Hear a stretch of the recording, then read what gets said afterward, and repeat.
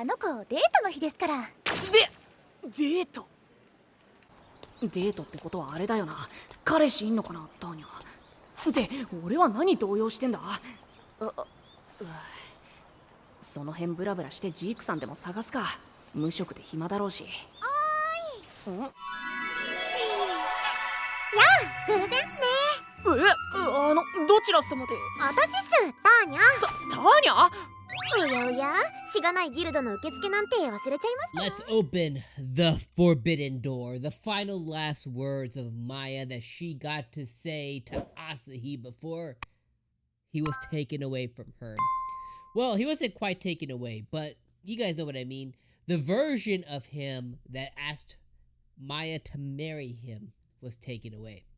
So this episode was definitely just like a wild ride at the end of the day. Like, this episode really was just Maya living out her dream. You know, she found some weird rock demons that had like some weird dance that they could do to confuse Asahi, which essentially seemed like he just basically regressed to a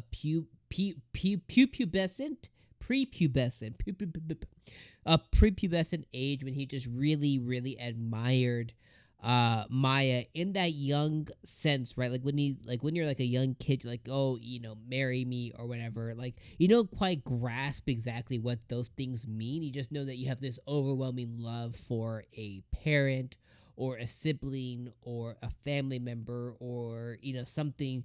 And as a kid, you don't quite grasp the words that you're saying always. So you could definitely tell that he translated or transferred into that prepubescent age in his mind and mentality when he was confused. And Maya just got to relish in 4 or 5 different moments of just kind of like living in that, you know, of him craving the Maya, as she would describe it, so much so that she threatened these poor little demon kind. And I think that was a really funny funny moments in the episode.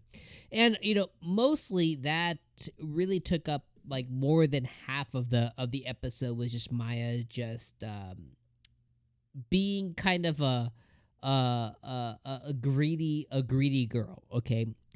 We also got a really cool and cute cutscene earlier on in the episode as well too, that just kind of flashed back to when Asahi was younger, probably in that prepubescent mindset of when he just really wanted to protect Maya, and he failed to do so, and Maya had to kind of step up to save Asahi because he didn't really quite know how to handle the situation of being attacked by a dog. Now, thankfully, the dog ended up being pretty loving, and it just seemed really scary in the moment. But in reality, it wasn't a ravaged dog. It was a cute little dog. So I thought that was a cool scene to kind of give context into both Maya and Asahi's relationship, or how it's been since pretty young.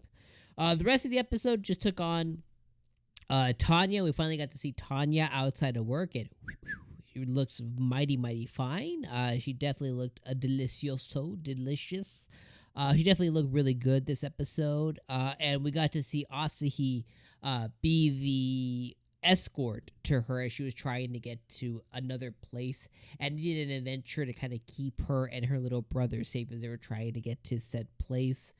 They ended up, quote unquote, hiring Asahi for the job. He decided to do it because of her little brother was like, oh, please do it. He admires adventure, so he decided to do it.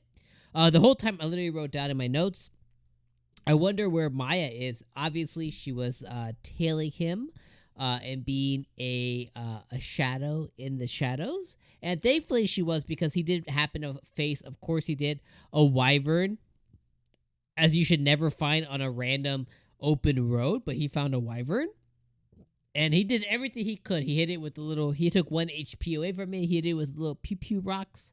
And it just made it more evident that he needs to really take time. He needs to really train really hard to try and be able to not get up to Maya's level, because I don't think that'll ever happen, but get to a level to where he can actually be ogre class.